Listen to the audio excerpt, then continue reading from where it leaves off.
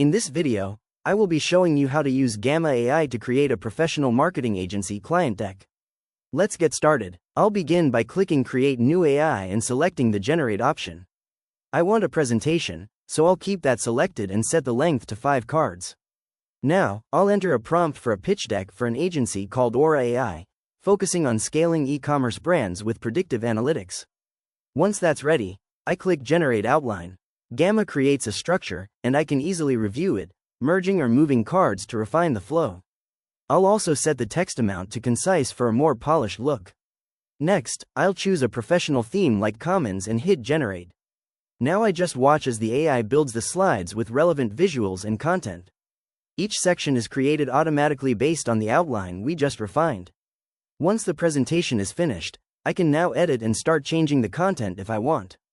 I can swap out images, add more blocks, or refine the text using the sidebar tools to make it perfect for my client.